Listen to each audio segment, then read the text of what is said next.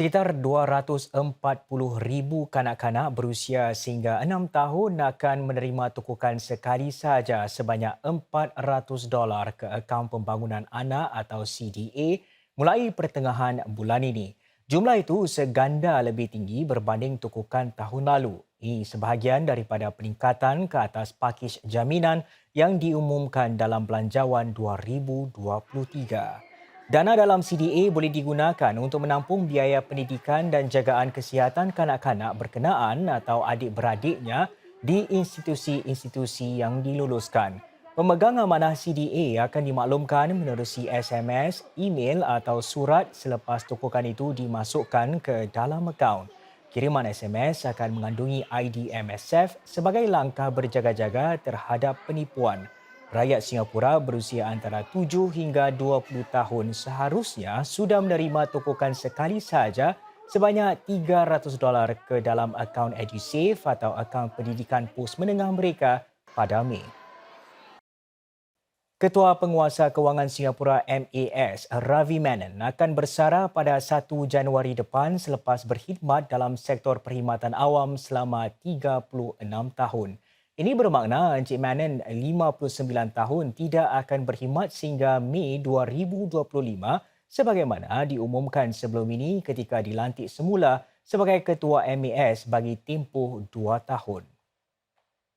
Sebagai pengarah urusan MAS, Encik Menon menerajui usaha memperbaharui rangka kerja kawal selia kewangan Singapura. Selain itu, beliau juga memperhebat penguatkuasaan terhadap pengubahan wang haram dan salah laku dalam pasaran. Menurut MAS, Encik Menon memainkan peranan penting dalam melaksanakan langkah-langkah tindakan balas COVID-19.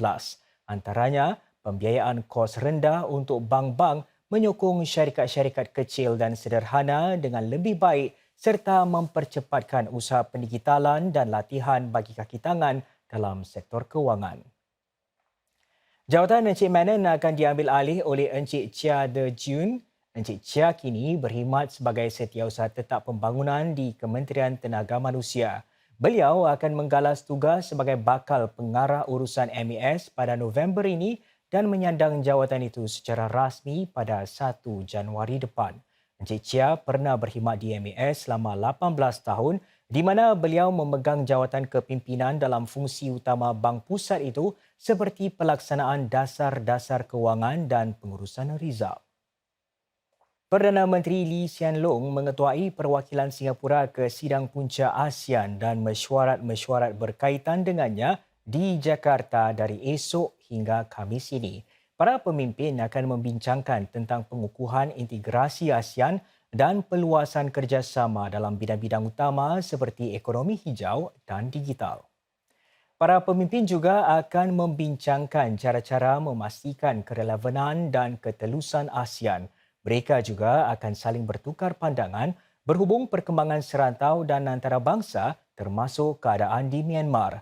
Semasa PM Lee berada di luar negara, Timbalan Perdana Menteri merangkap Menteri Kewangan Lawrence Wong akan menjadi pemangku Perdana Menteri. Menteri Negara Keadaan Perdagangan dan Perusahaan Low Yen Ling berkata Singapura dalam kedudukan baik untuk menyokong serta membangunkan aliran perdagangan baharu bagi bahan api boleh diperbaharui. Ini sedang peralihan tenaga sejagat semakin menunjukkan kemajuan. Singapura bukan sahaja terletak berhampiran sumber-sumber stok bahan api biologi serantau. Ia juga mempunyai rangkaian syarikat yang semakin berkembang berdagang dalam industri itu.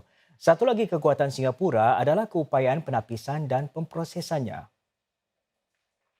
Singapore's efficient processing and refining capabilities, as well as our robust maritime infrastructure, allows us then to import biofuels for refining and then re-export it. So there's a synergy here. It's not really binary. So this synergy presents an opportunity for Singapore to develop strengths in both biofuel processing and trading, and then solidify our position as an energy hub.